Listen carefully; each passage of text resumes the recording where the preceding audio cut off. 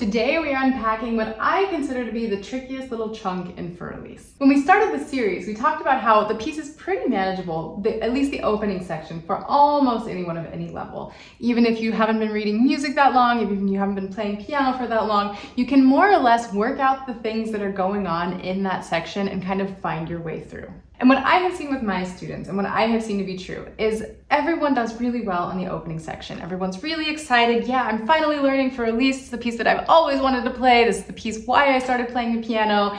And then they get to this B section, to this big second section, and start to have some doubts. And this is really frustrating for the students too, because it doesn't sound like the most difficult part. It sounds so sweet and innocent.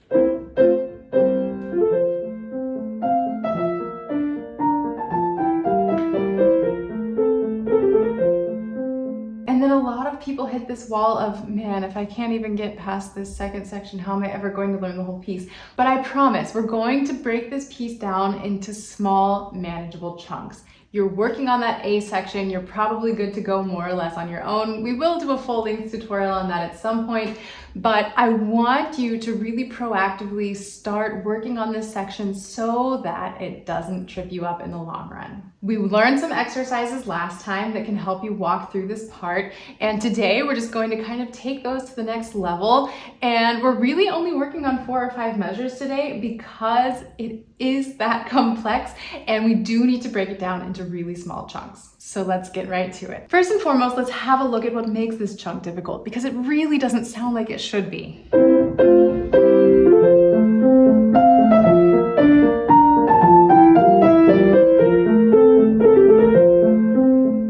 We're only going up until there today. And once you've mastered this section, it really doesn't sound difficult, but there's so much going on. The left hand has this pattern that's running through the whole thing, but it's incredibly active. We're playing on every single 16th note through the entire passage. But it really just has to be in the background. It has to hang out, it has to be nice and quiet. If it's too loud, it also just starts to sound really busy, but it has to be something that you can just do without really thinking about. So if you haven't been doing the exercises from that first video, I would encourage you to go back there, and then once you've worked through those and put in your time there, you can of course watch this video, see what I have to say, and maybe there are some things that you can apply to the exercises as well. But that I would consider foundational for really feeling comfortable with this section. Simply because the automaticity in the left hand for this passage is so incredibly important. So basically, the left hand has this really busy pattern, and then the right hand has a lot of different things going on. We have completely different rhythms from what the left hand has. We have dotted rhythms, which are always just kind of an issue. And then we have some fingerings that really complicate things too. And in addition to those tricky fingerings, you have to coordinate everything really precisely with the left hand. And so all of those elements together make putting this section hands together not a walk in the park. But it is manageable if you walk through these steps and do this process exactly like I tell you. So the left hand, you're going to start out with the blocking that we learned in the exercises last time. And then start playing the 16th note patterns. And once you get comfortable with those, you can actually start doing this sooner also. I want you to be counting in a very specific way. This is not going to be counting in the way that we're taught to do. We're not going to count 1 and 2 and 3 and. I think that's going to confuse things. We're going to approach this from a different angle. So what you're going to do is you're going to count every single 16th note through the entire passage. So in every single measure, we have 6 16th notes. So we're going to be counting 1, 2, 3, 4, 5, 6, 1, 2, 3, 4, 5, 6. So that will look like this. 1, 2, 3, 4, 5, 6, 1, 2, 3, 4, 5, 6, 1, 2, 3, 4, 5, 6, 1, 2, 3, 4, 5, 6, 1, 2, 3, 4. And we will do that first little chunk of the next measure as well, because then you're also ironing out transitions between sections, which again, you can thank me later.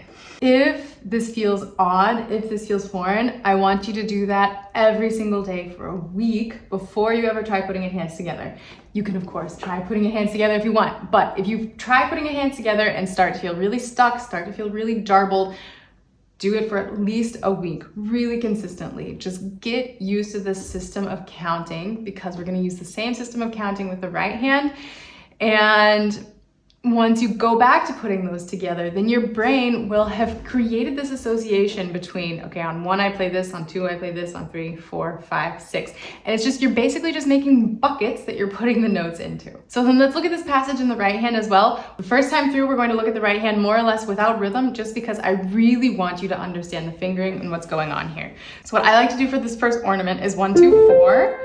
And 4, the C is where the left hand is going to start playing. These other 2 notes, the F, A, come before that. 2, 3, 4, just so that you know. So you're going to go 1, 2, 4, and then your thumb is going to take over that C so that you have your third finger over here for the F. 3, 2, 2, 1, and then 4 on B flat. 4, 3, 3, 2, 1, cross over with 3. Cross over with 3 again. And then we're gonna do the next tiny little chunk. This goes really fast, so I'm gonna show you a couple times, then we'll talk about what it means exactly. So it's 3, 2, 1, 2, 3, 4. And then you're again gonna cross over with the thumb. You're going to pick up that C with your thumb without letting go. So what's important is that the thumb takes over before you've let go with that 4th finger, so that we don't lose that note. We don't want to play it again. We just want to keep holding on to it with a different finger, which is exactly what we have at the beginning also. So let's walk through that one more time, just the fingering. So we have 1, 2, 4, switch to 1, 3 on F, 3, 2, 2, 1, 4 comes over to B flat, 4, 3, 3, 2, 1, cross over with 3, 2, 1, cross over with 3 again, 3, 2, and then 3, 2, 1, 2, 3, 4. Switch to 1, and then it's going to continue from there. If you at this moment are telling yourself, these fingerings are unnecessarily complicated, I'm not going to do it.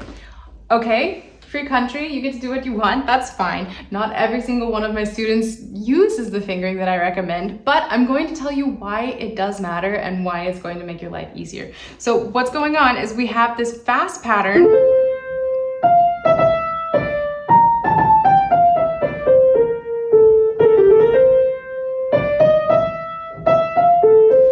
And in order to make these transitions legato, which they are marked legato, and we should not forget that this is a piece from the classical era, and articulation in that time period was nearly as important as the notes. To play with an incorrect articulation was really just in general considered to be playing incorrectly. Just like today, we would consider it wrong if it's a wrong note.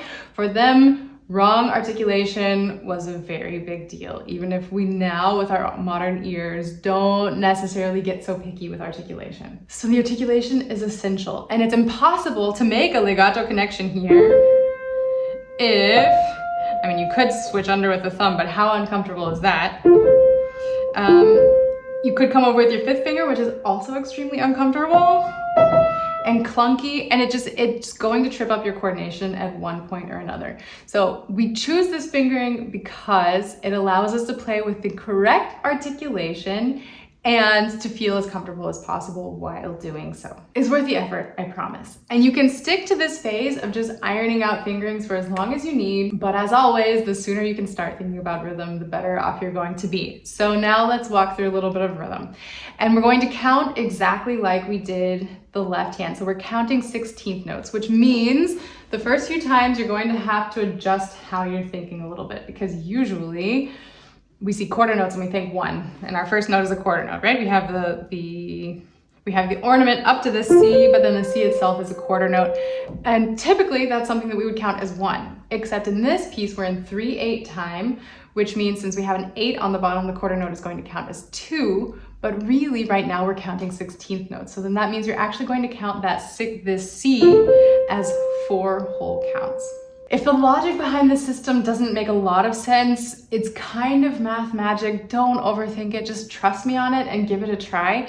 If you really want to understand the math, it's essentially like if you have 2/4, that's the same thing as 1/2, right? So instead of counting in halves, you can count in fourths. And that's basically what we're doing here. We're just using a different level. We've kind of multiplied our fractions out, so to say, and we're counting them in a different way so that we can really clearly see how everything lines up without a lot of 1 E and a, 2 E and a, because that's just a mess. That's very hard to keep track of and really manage as we're playing. So that's the quarter notes. Then your eighth notes are going to count as 2 because they're twice as long as our 16th notes. We have some dotted 16th notes, which means we're actually going to count 5, 6, and then and. So that 32nd note at the end of each measure is going to be counted as and it's going to fall right in between those 16th notes. And then there's one last figure. I mentioned it in passing before. Now we need to look at the rhythm a little bit so that we can count. The very last group, we have this funny little figure, the very first note is a grace note. So it's not going to count rhythmically. You're going to trip over that B flat into the A right after it. And the notes that we are counting are 32nd notes, which means 2 of them fit into our 16th notes, which we're counting as our big beats. So then we're going to count that little figure 5 and 6 and 1, and then you switch. So then let's put all of that together and see how the counting looks. So we have 1, 2, 3, 4, 5, 6, and 1, 2, 3, 4, 5, 6, and 1, 2, 3, 4, 5, 6, 1, 2, 3, 4, 5, and 6, and 1, 2, 3, 4. And that's as far as we're going. Then we're gonna do that one more time, and I'm going to start walking you through the coordination a little bit, because with these switches, if you can learn to do those finger switches in a rhythmic way also, then that can help you adjust a little bit better when you're putting your hands together as well. So let's have one more look. So we have 1, switch, 3, 4, 5, 6, and 1, 2, 3, 4, 5, 6, and 1, 2, 3, 4, 5, 6, 1, 2, 3, 4, 5, and 6, and 1, switch, 3, 4, and again, that's as far as we're going. If this process sounds tedious, well, learning this section is a little bit tedious. It's a lot to coordinate. There's so much happening rhythmically that doesn't seem like a big deal when you look at the sheet music, and it doesn't seem like a big deal when you listen to it. But when you're the person who has to coordinate all of those moving parts, it's really a lot of things. And so if you approach it in this way, again, don't feel ashamed of taking a week or even longer to just practice in this very specific way, the hands separately. There's absolutely no problem with that. I'm well aware that this may not feel like the easy way to approach this section, but in terms of just really clearly understanding everything you have going on, it's so much to your advantage to kind of just sift through these things early on instead of guessing on the rhythm, hoping it's more or less right, struggling with it for a really long time, and then realizing 6 months from now, you know what, I should have listened to Robin. So again, take your time on that hand separately. Now, how do you approach putting your hands together? I'm so glad you asked. In teeny tiny chunks. There is absolutely no shame in doing this one measure at a time. Absolutely no shame. So I would actually, if this feels difficult to you, I would recommend doing that at least a few days when you're first putting your hands together. You'll quickly be able to move on to bigger chunks if you get your basics right in the beginning. So then let's walk through what that might look like. The first few times, you're not going to be too concerned about rhythm. You're just going to make sure that the things that are supposed to line up together, line up together. So for example, the first notes, the C comes with this F. So we have 1, 2, 3, 4. And then you're probably going to need to search for this F. And so you're going to find it, 5, 6, and then you're going to be thinking for a second, and 1, 2, 3, 4. And maybe up until there is a good chunk, just because it gets you through into the next measure. It's always these transitions that are the toughest spots. At least play through this section. So 1, 2, 3, 4, 5, 6, and 1. Go up at least until there. Then you can stop. You've made it into the next measure, and that's where you're going to pick up the next time. And so you've already crossed that hurdle. You don't have to worry about that hurdle anymore. Once you've done that a few times without stressing over the rhythm, then you're going to start to get stricter with yourself. And then you're going to be counting 1, 2, 3, 4, 5, 6, and 1. Just until there, just that one measure. That's fine. This is, again, not a race. I'm gonna tell you one more time how you can kind of switch over to your thumb there, just so that you have also a rhythmic idea of how to make that happen. So it's 1, so I switch right away actually. I go 1 and then transfer over.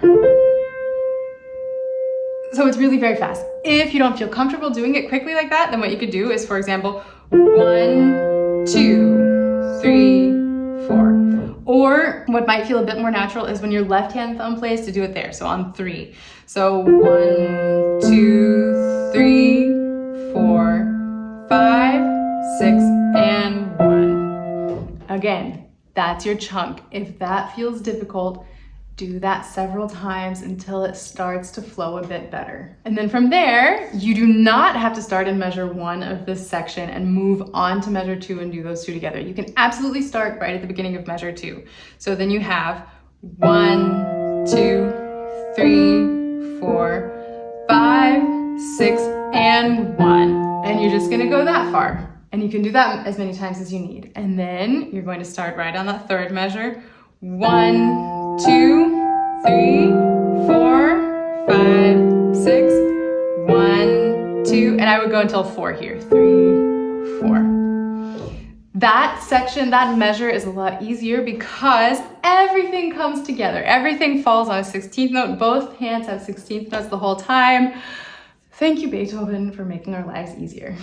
And then your final step is to practice that 4th measure into the 5th measure. So then you have 1, 2, 3, 4, 5, and 6, and 1, switch, 3, 4. Only up until there.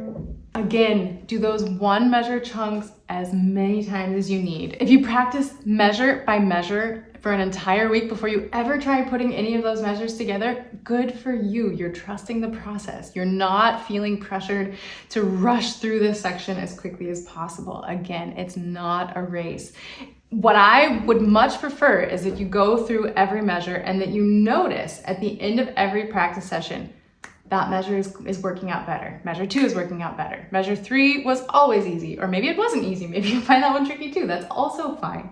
But that at the end of every practice session, you can really tell yourself, I notice that it's getting better. And once you have that feeling, then you can start to put measures together. So then do measures 1 and 2. So for example, 1, 2, 3, 4, 5, 6, and 1, 2, 3, 4, 5, 6, and 1.